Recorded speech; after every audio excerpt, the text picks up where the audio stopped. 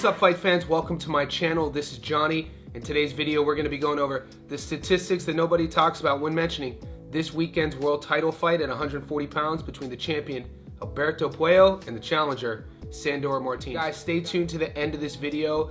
We're also going to be giving you my prediction. I'll be telling you where to put your money on to make the most of yours. Before we continue, I want to say thank you to all the new subscribers. Thank you to everybody who's been with me since day one. If you haven't already, could you please hit subscribe? The analytics on my YouTube channel tell me that 80% of you who watch my content aren't subscribed. So if you're unaware, hit subscribe. That'll really help me out, as well as like this video and hit the bell notification button. What that'll allow me to do is every time I create something that's new, you'll be the first to be notified. Thank you. All right, guys, another weekend full of fights. This one takes place on the undercard of the Gervonta Davis and Lamont Roach fight. All week, I'm going to be documenting that undercard. Today, we're going to be opening up the Albert Puello versus Sandor Martin fight. Tomorrow, we're going to be going over the Valenzuela and the Gary Antoine Russell fight. And then Friday in Sydney, Thursday evening in America, I'll be giving you my prediction on the Tank versus Roach fight. For now, we're going to go over the statistics about each fighters. We're going to remind everybody who Puello is. We're going to remind everybody who Sandor Martin is. We'll talk about the pros and cons, their strengths, their fight styles, and at the very end, I'm going to tell you where I'm going to put my money on. The last time we saw Gervonta Puello, he fought for the interim world title at 140 pounds against then undefeated 17-0 with 17 knockouts Gary Antoine Russell. We actually live streamed that on the channel. I took Gary Antoine Russell to win that fight. I have to admit, I didn't know that much about Gervonta Puello going into the fight. All I remember about him before the GAR fight was that was the guy who was supposed to fight Rolly Romero, and right before that fight, he was pulled out for failed drug tests and then upset Ishmael Barrasso. But Gervonta Puello's team came out, talked about the failed PED test, which was the same test that Conor Benn failed for contaminated eggs. And Puello said that it was because his wife was pregnant and it was some sort of doctor's guidance to take some certain medication, and this is what got that test to test positive. Either way, he was out for a year, and this guy isn't the most active fighter dating back to 2020. He's only had a handful of fights, but I must say, what I saw against GAR, I was really impressed. I was impressed with his pace. I was impressed with his work rate. He's a slick southpaw, and the 30-year-old Dominican is now a world champion. With Sandor Martin, this guy has all the experience in the world. The Spaniard only has a handful of losses. You might remember him fighting Teofimo Lopez. He lost a razor-close split decision. He also has a loss to Anthony Idjit. Sandor Martin's also a southpaw, guys. So this is going to be an example of a southpaw versus southpaw. Both guys are going to be patient in their approach. Neither one of them are knockout artists, so this is going to be one for the purists of the sport. Now I want to go over a little bit more in detail what fight fans, boxing fans can expect with this matchup. All right, guys, while all eyes will be on Saturday's main event between Tank and Roach, the undercard offers fight fans 2 additional world title fights. The first one, Gervonta Puello versus Sandor Martin. The Dominican Puello, who's 23-0 with 10 knockouts, was recently elevated to full WBC world champion after former title holder Devin Haney was declared champion in recess.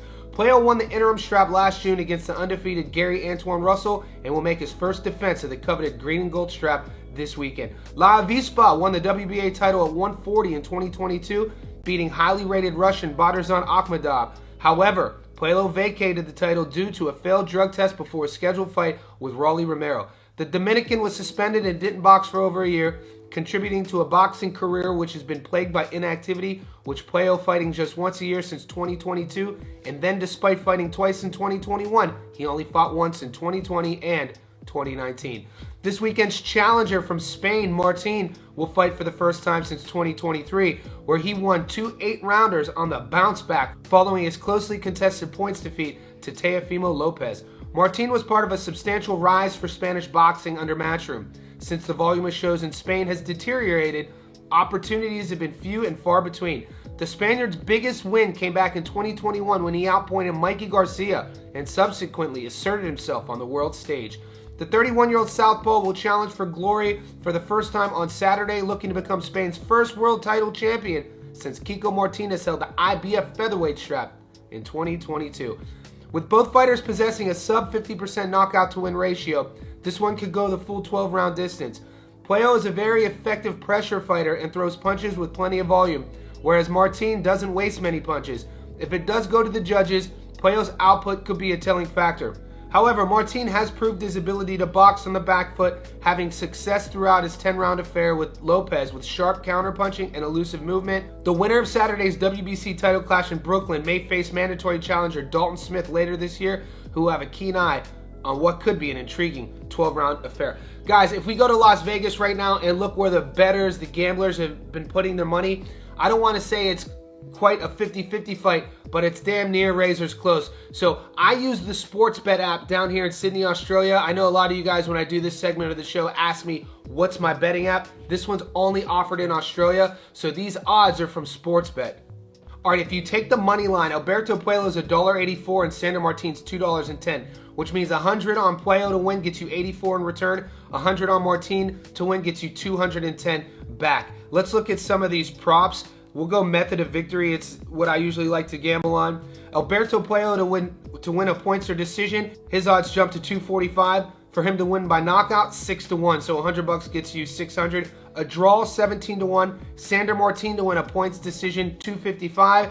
If Sandor Martin win by knockout, 875. 100 gets you 875 back. So with this stylistic matchup of southpaw with southpaw, with what I saw with Puello against GAR, and with Sandor Martin's style, not really aggressive, waiting for the counter and making you pay, where I'm gonna go with my money on this one, I'm gonna go all in. I'm just gonna pick the money line. I feel really comfortable with Alberto Puello defeating the Spaniard, the grizzled veteran, even though Sandor Martin has almost double the ring experience. I think that his inactivity lately is going to hold true. I also think that Alberto Puello's pace, if this is going to be the same guy that we saw against GAR, I think his pressure, his output, and pace is going to be enough to outpoint Sandor Martin. This is not an echo chamber like I always said. I want to know in the comment section below who you guys are going with, and also stay tuned to the channel the rest of the week. I'm going to be dropping the GAR and Valenzuela fight prediction, as well as the Tank vs. Roach. This guy Barthélemy switching softball. Yeah. There, There's the shot! 2019 is getting their Down goes Clark, he's out! Originally scheduled to fight Adrian Broner at 140. Oh, there's a big shot, down goes Santiago!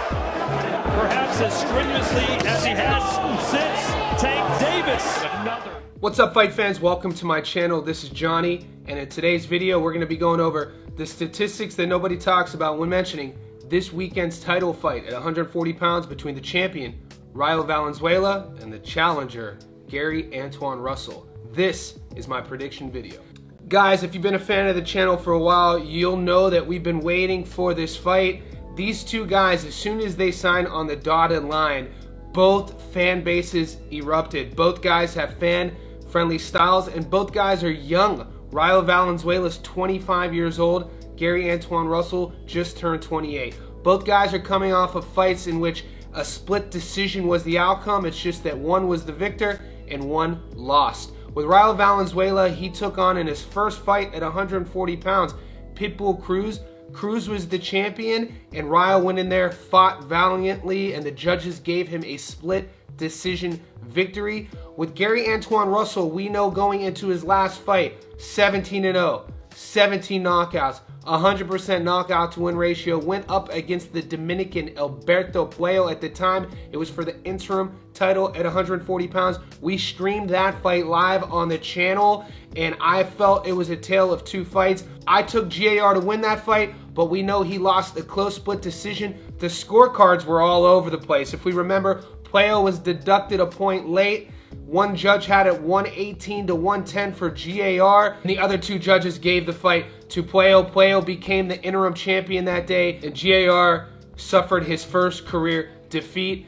The first half of that fight, GAR did everything well. Southpaw style, aggressive. He was up early winning the rounds. You had Puello style, more output, more volume, and what had happened was, as that fight rounded the midway into the later rounds, Puello's output and volume started to shine, and this is what eventually gave the fight to Puello. I wasn't disappointed with the outcome. I thought that GAR faded in the mid to late rounds. Maybe he thought he was up. I just didn't think he did enough. This is an opportunity for redemption for GAR. Stay tuned to the end of this video. I'm going to be telling you who I think is going to win, and I'll tell you where to put your money so you can make yours. Let's take a closer look to remind the fans about what's at stake with this upcoming title fight this weekend. Fight fans, this Saturday, the Barclays Center, Brooklyn, New York, will host a can't-miss battle as Jose Rayo Valenzuela puts his WBA super lightweight world title on the line against the hard-hitting Gary Antoine Russell.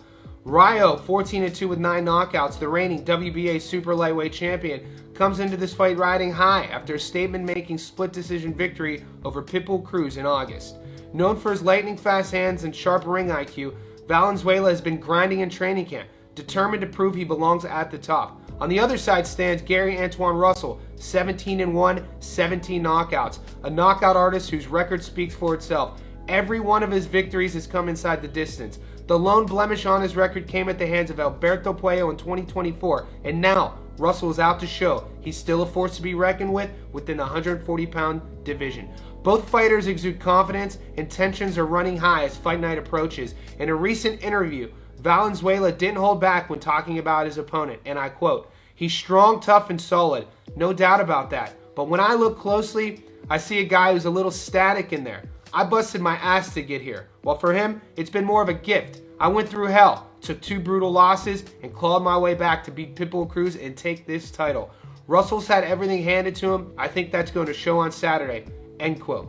Russell, unfazed, responded with his own message of intent, and I quote, "I know Valenzuela is a great fighter, but I'm ready for this challenge. I've been grinding and I'm prepared for anything he brings to the ring." With Rayo Valenzuela looking to cement his status as champion and Russell aiming to prove he belongs among the elite, this clash is shaping up to be an all-action war.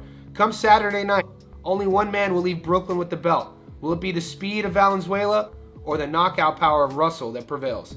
Guys, only time will tell. Before I get into my prediction, I want to go over the odds, Las Vegas, what the bettors are putting their money on, and talk a little bit about some of the prop bets. This fight is looking, as we speak right now, it's Thursday morning here in Australia, it's Wednesday night in America.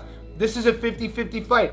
$1.96 on Rayo, $1.97 on GAR, meaning it's literally a 50-50 fight. $100 on both guys gets you almost 200 exactly in return if you take the money line, meaning you just pick one or the other to win the fight. If the 2-to-1 odds aren't tantalizing enough for you to either take the bet straight up or put it on a parlay, let's look at some of the other prop bets for this fight. All right, guys, method of victory is usually the way I go about my business when I'm putting a fight on a parlay, meaning other fights are on the same ticket. If you take Rayo to win a points or a decision, his number goes up from 196 to 255 on the $100. If you take Rayo to knock out GAR, it's 675, meaning $100 gets you almost 700. The draw pays 17-1, which isn't a bad shout when you look at both guys' last fights and these styles. Southpaw versus Southpaw, 17-1, $100 gets you almost 2,000. From GAR's perspective, $100 for him to win a points decision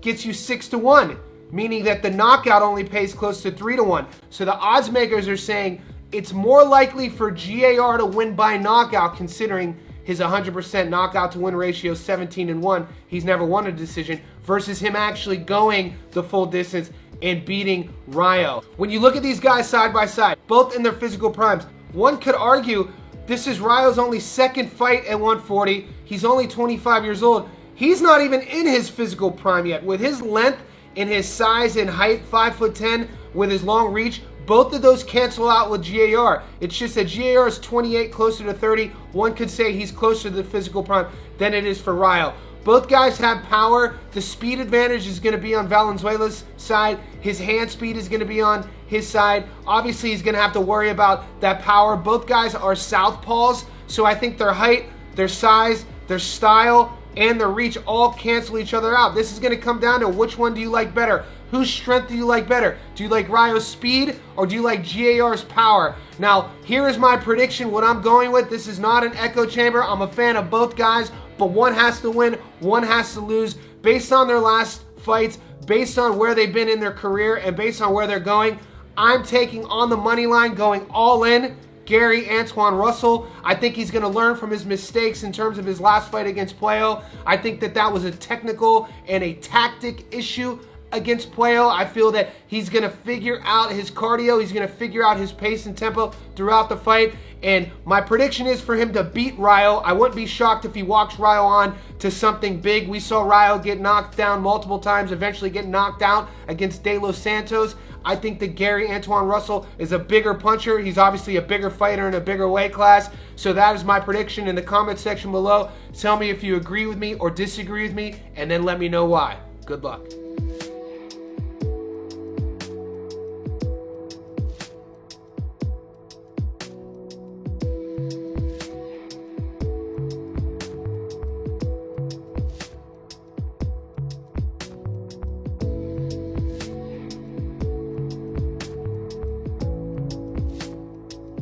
What's up, fight fans? Welcome to my channel. This is Johnny, and in today's video we're going to be going over the statistics that nobody talks about when mentioning this weekend's title fight in New York City at 135 pounds between the champion Gervonta Davis and the 130-pound champion who's coming up to fight Tank at 35, Lamont Roach. Give you my prediction. Guys, I will not hold it against you if you put your hand up if I ask how many of you were not excited when you heard that this fight was signed. Right? I mean, we want to see unification fights. We want to see champions fight champions. Tank Davis is once again bringing up a lighter fighter, and if you get offended by that, I don't know what to tell you. That is a fact.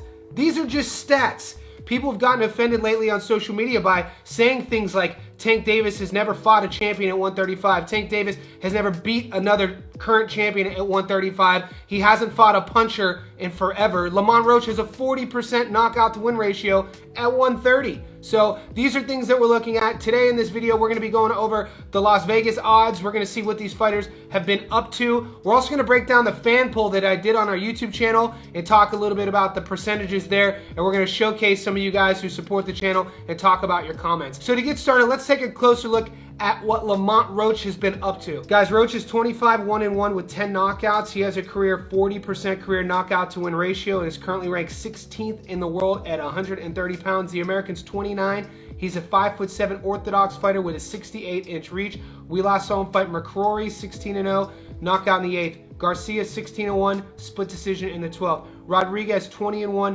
UD in the 12th. Alvarado, 32-10, UD in the 10th. All right, guys, when people talk about this is your shot, that's exactly what people mean with Lamont Roach. This is his opportunity to prove the naysayers wrong. Nobody is giving him a chance against Tank Davis going up 135. I don't generally like to play boxing maths, but back in 2019, his loss came to Jamal Herring. Now, granted, Jamal Herring was a different guy in 2019.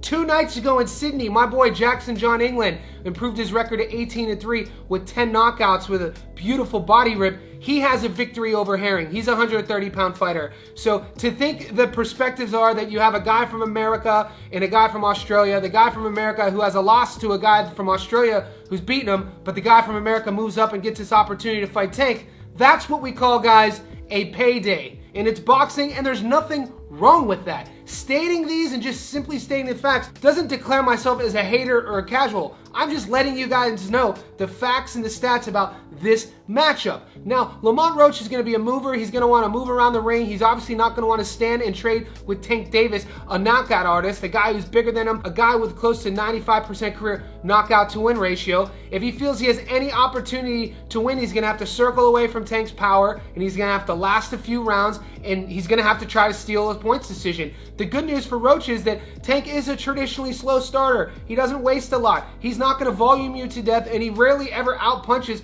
his opponents. He knows he has dynamite in his hands, and he waits to find an opening, waits for you to overcommit, and more importantly, the brilliance with Tank, which I feel doesn't get spoken about enough, he kind of lulls his opponent into a false sense of safety and security in which they do close that gap and they do want to exchange and trade with him, and then he'll kind of wink at you, and next thing you know, you're looking up at the lights. Now let's take a closer look at what Tank's been up to. Davis is 30-0 with 28 knockouts. He's ranked number 1 in the world at 135. He carries into the ring a 93% career knockout to win ratio. The American's 30 years old, and he's a 5'5" southpaw with a 67-inch reach. We last saw him beat Frank Martin 18-0 knockout in the 8th. Ryan Garcia 23-0 knockout in the 7th. Hector Garcia 16-0 knockout in the 9th. Raleigh 14-0 knockout in the 6th.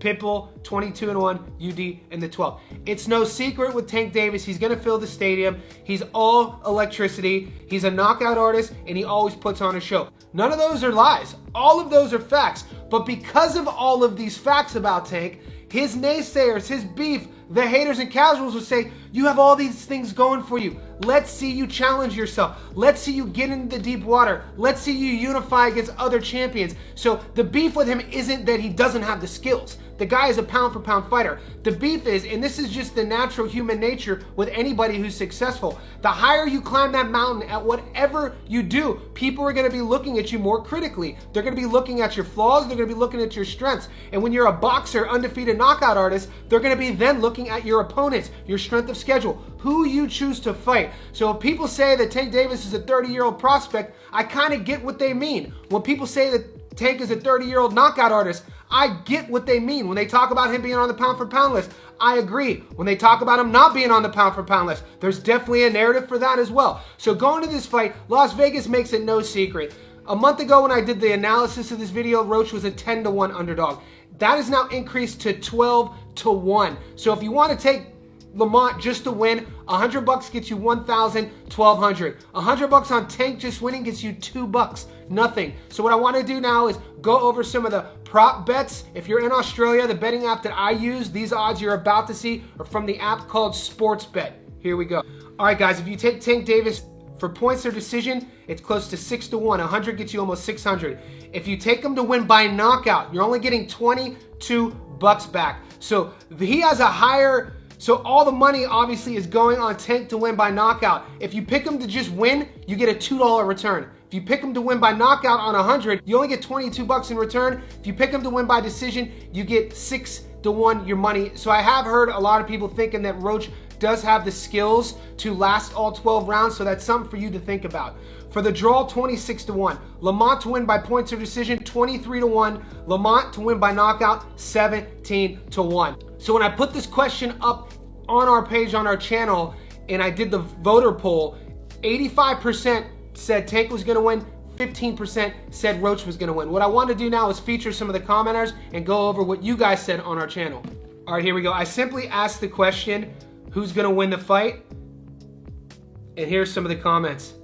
As Bugs Bunny used to say, it's pretty one-sided, ain't it? Mr. Boots has said, Gervonta bringing up another 130-pounder. Juan Juvento's laughing. Lucas says no one cares about this fight. CB Infu says I don't blame Tank if he's getting paid well. Fight these type of fights. Why change? LJ says that's 17% been watching too many motivational videos on YouTube. The underdog was chosen for a reason like Munguia. Canelo picks them and so does Tank. James says Tank fighting another DoorDash delivery man, or let me guess another cab driver, or let me guess an Uber driver. We good. AKA equals fire stick time. Bacon Supreme says who's paying $80 to watch this crap? Rashida says, YouTube catch-up fight until Tank fights top opposition.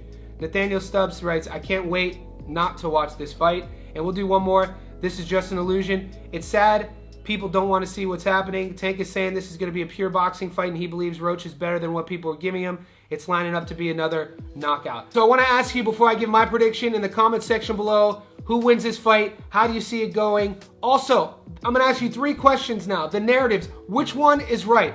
Is Lamont Roach just getting the bag? Is it all about him moving up and getting a payday? The champion's a champion. He's put his whole career into this. Does he deserve a payday? The second question I want you to answer, is this Tank Davis being Tank Davis? Is this guy just a pure knockout artist and he's going to get out anyone who he faces, whether they're a 130, 135 pounder, whatever the deal is, he's going to win? Or is this a case of Tank once again not fighting the best opposition, him cherry picking his opponents, and him having a weak resume? Whichever of those 3 options, put in the comment section below. And without further ado, here's my prediction. Guys, I'm not high. I stopped smoking dope years ago. I don't even drink anymore. For me to pick Roach, I'd have to be on something. Tank Davis is going to win this fight. It's $1.22 to win by knockout. It's 6-1 for him to win by decision. He hasn't won by decision since Pitbull Cruz. That seems like a forever ago. Don't get it twisted. He's knocking Roach out. How long will Roach last? It'll be up to him. Whenever he decides to stand in that pocket and go toe-to-toe with Tank, that's when he's going to get knocked out. You don't have to agree with me. This has nothing to do with Roach. This is boxing. These are the breaks. If you see it going any way other than Roach getting knocked out, let me know that now in the comment section below. One more thing. Good luck. Tomorrow. It's a great feeling to be back, man. You know, I'm just looking to go out there and look like the fighter I was once before. You know, I know the type of skills I have. I know what level I'm on. And like I said, when I'm 100%, it's a dangerous Swift. So I plan on going out there and get a dominant stoppage in dominant fashion. Aquí estoy con el profesor Jason Gallego preparándome para mi pelea. Vengo de perder, pero miren el ánimo. 10 rounds de sparring y se parece a Mauricio. What's up, fight fans? Welcome to my channel. This is Johnny, and in today's video, we're going to be going over the statistics that nobody talks about when mentioning this weekend's fight at 160 pounds between the former unified champion Swift, Hurd, and Johan Gonzalez. On the Tank Davis vs. Lamont Roach card this weekend in New York City was brought to you by a fan of the page. So Keith reached out to me, requested that I feature former unified champion Hurd's next fight, and here we go. So today I'm going to break down the fight. I'm going to remind everybody who each fighter is, and I'm going to talk about the narrative and the storyline of the fight, and stay tuned to the end because I'm going to go over what Las Vegas says about this fight as well as give you my prediction. Now, at the very end of the video, I'm going to give you an option of taking all 4 fights, putting them on one parlay ticket. If you would have been watching the channel all week, I predicted the first 3 fights between Tank and Roach, Puello and Sandro Martin, and Gary Antoine Russell and Rayo Valenzuela. So this is fight number 4. This is the definition of a crossroads fight with Hurd versus Gonzalez. Gonzalez is a Venezuelan knockout artist. Of his 35 wins, 34 of them have come by way of knockout. Doesn't have the strongest strength of schedule, and he has been knocked out 2 out of his last 3 fights. He's world ranked at 154 pounds. This fight is taking place at 160 pounds. Hurd has said this week that if he loses this fight, he's going to retire. He's also spoken about how the last few fights, this most recent version of Hurd, he's been injured. And he said he's as healthy right now as he's ever been in recent years, and fans should expect what we've seen in the past when Hurd was at his best. Question? You know, man, I swear, like I said, I'm not the type of guy to make excuses. I just know who I am as a fighter, man. And I've been in a few fights, you know, that set my career back. But I just know I'm levels above a fighter like Johan Gonzalez. And I know if I can't go out there and show that for this fight, I mean, who says I can? I've been on that level before. I know what it takes to compete on the top level. And if I can't go out there and get past someone like him, I mean, I'm not naive to the fact I know what time it is for me. This guy holds big victories over former champions such as Tony Harrison and current champion Erislandy Lara. In Jarrett's mind, he feels that if he could turn the clocks back this weekend, win in spectacular fashion, right the wrongs of his last few performances. Granted, it was a draw last performance against Jason Rosario, but the performance was a bit flat. If he could do all that, it puts him in line to give the champion at 160, Lara, a rematch at Hurd, and gives Hurd an opportunity to become a world champion once again. That is the storyline. So now let's dive deeper into the matchup. And I quote, "I know what time it is," Hurd said, 34. Conceded ahead of his pre-pay-per-view middleweight bout on Saturday night against Venezuela's Johan Gonzalez, who's 35-4 with 34 knockouts at Barclays. Hurd is 25-3 with 1 draw, 17 knockouts. He's trying to climb back from a surprising skid of 3 losses out of 4 fights, punctuated by a knockout loss to Mexico's Jose Armando Resendez in Ontario, California in early 23.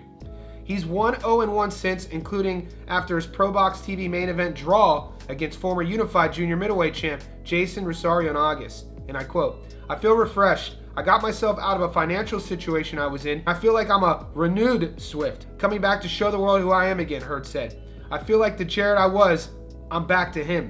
While unranked among middleweights, Hurd has the opportunity to rise again given the accomplishments of his past and the fact that 2 of 3 reigning middleweight champions fight under the same PBC banner as Hurd. One of those champions is the WBC's Carlos Adames, who retained his belt on Saturday with a draw against Hamza Shiraz in Saudi. The other is Cuba's Erislandy Lara, whom Hurd memorably knocked down in the final minute of the 12th round to become a unified champion and produce the fight of the year. Lara, 41, has the WBA belt. Saturday's card is packed with fighters around Hurd's home near the nation's capital in Washington. It also features Julian J-Rock Williams in the pay-per-view opener against Cuba's Yenis Tellez, the WBA's second-ranked junior middleweight contender. Williams defeated Hurd in 2019 by UD to take his belts. We've got a lot of fighters from the DMV. It's going to be a packed house, a great atmosphere for me to display what I've been working on, said Hurd. who disputed the notion he's been reduced to a gatekeeper. They can say what they want. I'm at a point I have a few fights left. You're only as good as your last fight. Once I get back to winning, they're gonna love me. Hurd said winning Saturday night against the 33-year-old Gonzalez and one more impressive triumph will give him that opportunity he craves. Hurd Lara 2, that's the one we all want, Hurd said. Guys, so going into this fight, what's gonna happen is the Venezuelan's gonna wanna get back to his knocking out ways. This would be the biggest win of his career if he could defeat Jarrett Hurd. And like you heard out of his own mouth, Jarrett Hurd feels that this is a perfect opportunity to get his career back on track. 33 in boxing in that division is old, but it's not that old. He does have time if he's healthy like he says he is, if his mind's in the right place. We all know the stresses of what financial hardship could bring to the table just as normal folks like you and me. But adding the pressure of being a public figure, a former boxing champion with people to pay for and a lot of hands reaching out to you, those stresses are something that the media and the fans really don't talk about enough. So it's good to hear that Jarrett Hurd, in his own words, is out of those handcuffs per se, and he's fighting and training freely. And I expect a good performance from him. Las Vegas currently has these odds as Hurd is the underdog. So let's take a closer look at this. Guys, the current money line has Jarrett as a 2-1 underdog, meaning 100 gets you 200 back. Johan Gonzalez at 187, meaning 100 gets you 87 on the return. Not quite a 50-50, not quite a coin flip. Currently, the money has gone towards Gonzalez to defeat Jarrett Hurd. Now let's take a closer look at some of the prop bets that I like to bet on. Like I always tell you guys, the app that I use down here is called Sportsbet out of Sydney, Australia. So all of these odds are coming from them. So if you want Jarrett Hurd to win by points or decision, those odds are 4-1. 100 gets you 400. If Hurd can knock Gonzalez out, 380. 100 gets you 380. Meaning that he has better odds at knocking him out. People think that if Hurd is going to win, he'll knock Gonzalez out, not get a decision victory, which is interesting. The draw 17-1.